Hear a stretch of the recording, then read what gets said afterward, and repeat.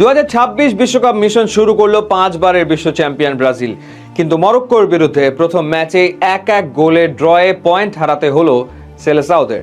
হ্যাঁ, Vinicius junior দুর্দান্ত এক গোল করে দলকে বাঁচিয়েছেন ঠিকই, কিন্তু পুরো ম্যাচ জুড়ে ব্রাজিলের খেলা দেখে একটা প্রশ্ন সবার মনে ঘুরপাক খাচ্ছে, কোথায় সেই চিরচেনা যোগো বনিতো?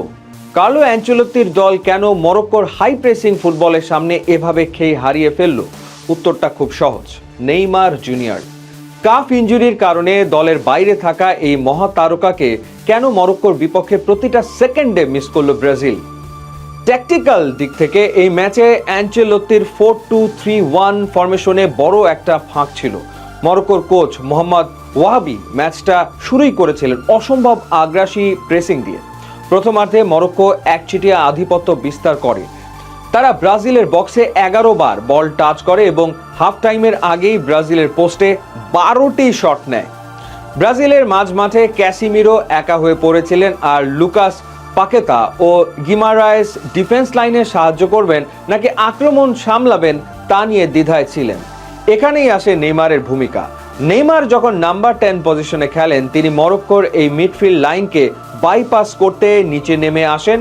প্রতিপক্ষের মিডফিল্ডারদের ড্রিবলিং বা ট্যাকল অ্যাভয়েড করে তিনি যেভাবে বল হোল্ড করেন তা বর্তমান দলের কেউ করতে পারেননি। নেইমার না থাকায় মরক্কোর মিডফিল্ড খুব সহজেই ব্রাজিলের ডিফেন্সের ওপর চড়াও হওয়ার সুযোগ পেয়েছে। এবার একটু পরিসংখ্যানের দিকে তাকানো যাক। অ্যানচেলোত্তি নিজেই ম্যাচ শেষে স্বীকার করেছেন যে প্রথমার্ধে ব্রাজিল প্রচুর ডুয়েল এবং পজিশন হারিয়েছে। যখন প্রতিপক্ষ মরক্কোর মতো দল মিডফিল্ড ব্লক করে রাখে, তখন এমন একজন খেলোয়াড় লাগে যে ফাইনাল থার্ডে বা প্রতিপক্ষের বক্সে ডিফেন্স স্প্লিটিং পাস দিতে পারে। নেইমার ব্রাজিলের ইতিহাসে সর্বোচ্চ গোলদাতাই নন, তিনি দলের প্রধান ক্রিয়েটিভ ইঞ্জিন। নেইমার থাকলে ভিনিসিয়াস জুনিয়র বা রাফিনাকে 1-on-1 সিচুয়েশনে বল রিসিভ করার জন্য মরক্কোর উইং ব্যাক আশরাফ হাকিমি বা নুসাইর মাজরাউইকে একা পেতেন, কিন্তু নেইমার না থাকায় মরক্কোর ডিফেন্ডারদের ভিনিসিয়াসের ওপর ডাবল টিম করা সহজ হয়ে গিয়েছিল। ভিনিসিয়াস নিজের একক জাদুতে গোল করলেও পুরো ম্যাচে ব্রাজিল দলগতভাবে মরক্কোর সুসংগঠিত ব্লককে ভাঙার কোনো সৃজনশীল উপায় খুঁজে পায়নি। শুধু ট্যাকটিক্স বা পরিসংখ্যান নয়, মাঠের লিডারশিপের জায়গাতেও নেইমারের অভাব স্পষ্ট ছিল। ব্রাজিলের এই তরুণ আক্রমণ ভাগ যখনই মরক্কোর কাউন্টার অ্যাটাক এবং প্রথম গোলের ধাক্কায় খেই হারিয়ে ফেলেছিল, তখন মাঠে খেলাটার গতি নিয়ন্ত্রণ করার মতো অভিজ্ঞ কেউ ছিল না। নেইমার মাঠে থাকা মানে প্রতিপক্ষের অন্তত দুজন ডিফেন্ডারকে সবসময় ব্যস্ত রাখা।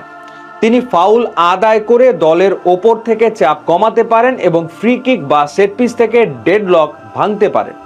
এই ম্যাচে ব্রাজিল সেট পিস থেকেও মরক্কোকে তেমন কোনো বিপদে ফেলতে পারেনি। মরক্কোর বিরুদ্ধে এই 1-1 ড্র কার্লো অ্যানচেলোত্তির জন্য একটা বড় ওয়েক আপ কল। নেইমারকে ছাড়া কিভাবে মাঝমাঠের নিয়ন্ত্রণ ধরে রাখতে হয় এবং হাই প্রেসিং দলের বিরুদ্ধে খেলতে হয়, সেই সমাধান ব্রাজিলকে দ্রুত খুঁজে বের করতে হবে, কারণ সামনেই হাইতি ও স্কটল্যান্ডের বিরুদ্ধে ম্যাচ।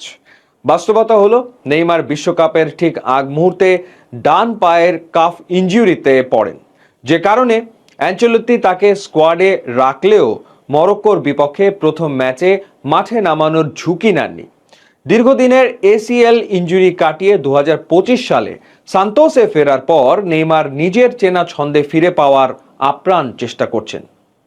ব্রাজিলিয়ান থিঙ্ক ট্যাঙ্ক এবং মেডিকেল স্টাফরা তাকে নিয়ে তাড়াহুড়ো করতে চান না, কারণ টুর্নামেন্টের নকআউট পর্বে তার উপস্থিতি সবচেয়ে বেশি জরুরি। কোচ কার্লো অ্যানচেলোত্তি স্পষ্ট করে বলেছেন যে নেইমার শুধু তার পায়ের জাদুর জন্য নয়, বরং এই তরুণ স্কোয়াডের মানসিক শক্তি বাড়াতে এবং ড্রেসিং রুমে নিজের অভিজ্ঞতা শেয়ার করার জন্য অপরিহার্য। দলের জুনিয়র খেলোয়াড়দের জন্য নেইমার একজন মেন্টর বা আদর্শের মতো। মরক্কোর বিপক্ষে ম্যাচে ভিনিসিয়াস গোল পেলেও দলের আক্রমণে যে ছন্নছাড়া ভাব ছিল, তা কেবল একজন অভিজ্ঞ লিডারই মাঠ থেকে নিয়ন্ত্রণ করতে পারতেন, যা করার জন্য নেইমার সম্পূর্ণ প্রস্তুত হচ্ছেন।